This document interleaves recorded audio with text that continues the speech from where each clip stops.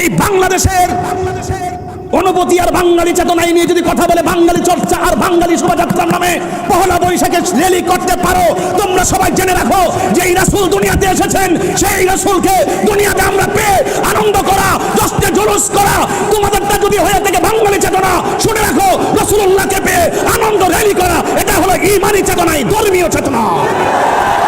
হাকিকত মাপবেন কতটুকু? কই উম্মে হানির ঘরে। হাকিকত মাপবেন কতটুকু? কই মসজিদুল হারামে। আরে হাকিকত মাপবেন কতটুকু? কই মসজিদে আকসা। হাকিকত মাপবেন কতটুকু? কই প্রথম আকাশে। হাকিকত মাপবেন কতটুকু? কই দ্বিতীয় আকাশে। হাকিকত মাপবেন কতটুকু? কই তৃতীয় আকাশে। হাকিকত মাপবেন কতটুকু? কই চতুর্থ আকাশে। হাকিকত মাপবেন কতটুকু? কই পঞ্চম আকাশে। হাকিকত মাপবেন কতটুকু? কই ষষ্ঠ আকাশে। হাকিকত মাপবেন কতটুকু? কই সপ্তম আকাশে। হাকিকত মাপবেন কতটুকু? কই সিদরাতুল মুনতাহা। হাকিকত মাপবেন কতটুকু? কই 70,000 নূরের পর্দা। হাকিকত মাপবেন কতটুকু? কই লামাকানে। হাকিকত মাপবেন কতটুকু? কই সেটা তো আর জানি না, সেটা জানবেন কেমনে?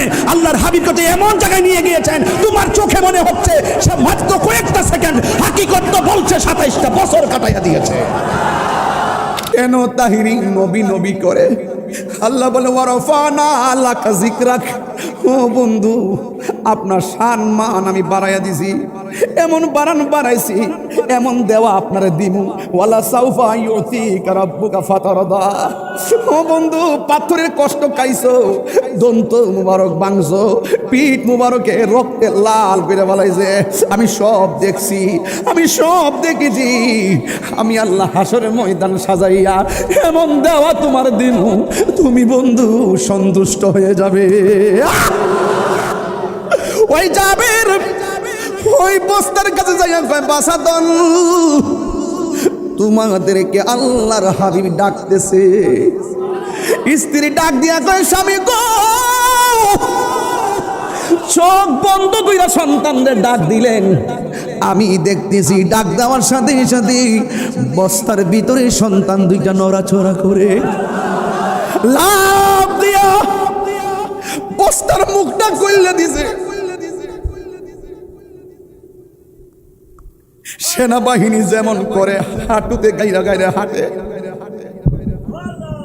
এই সন্তান দুইটা বস্তার ভিতর থেকে এমন ভাবে কনিটা মাটিতে ফালায়া ফালায়া সোজা বাবার সামনে দাঁড়াইয়া হেঁটে হেঁটে আমার মোস্তফার সামনে যায় হাজির হয়ে গেছে।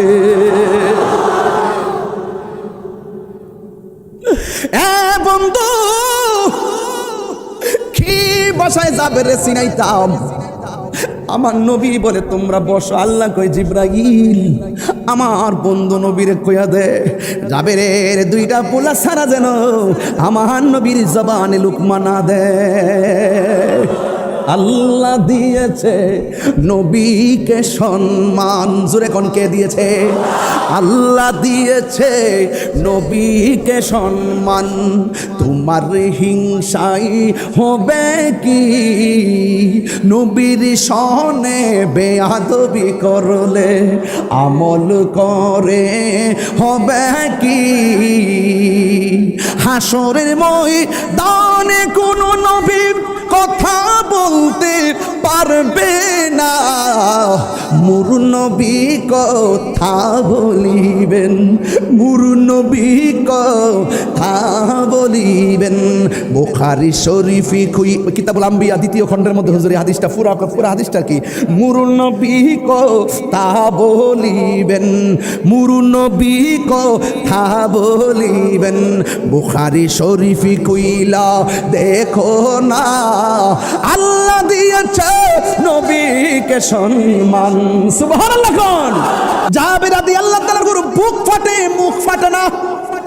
ইয়া রাসূলুল্লাহ, ইয়া হাবিবাল্লাহ, নবী এরা একটু দূরে আছে, যদি বলে তারা একজন আরেকজনের মাইরা ফালাইছে, নবীর মনে কষ্ট পাইব, মেহমানদারি সৌন্দর্য নষ্ট হয়ে যাবে। ভাইজান, জাবের ওই বুকের কষ্ট চাপারাইগা আমার নবীরে কই নবী গো আপনি খান, আমার সন্তান দুইটা দূরে আছে, আসলে তো দূরে আছে। আবার নবী ডাক দিয়ে কয়ে জাবের যাইয়া বলো না আমি নবী তাদেরকে ডাকতেছি। জাবের রাদিয়াল্লাহু তাআলা আনহু তার স্ত্রীর কাছে গিয়া কয় শুনো না নবীদি বলছে তাদেরকে নিয়ে খাবে, এখন তো আমার সন্তান দুইটা বস্তার ভিতরে, শুনো এখন কি করব?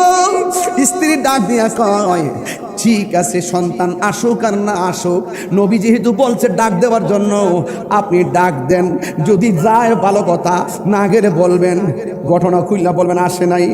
এই কথা চিন্তা কইরাম নবীজি বসে আছে, এই দিকটা যাবে রাদিয়াল্লাহু তাআলা আনহু সন্তানরে যেই বস্তার ভিতরে বন্দি করে রাখছিলেন, বাইন্দা রাখছিলেন, ওই বস্তার কাছে যাইতেছে। আর আমার নবী এই দিকটা সাহাবীরারে বলতেছে সাহাবীরা আজকে জাবেরের বাড়ির গোশত খাইও কিন্তু হাড্ডি খাইও।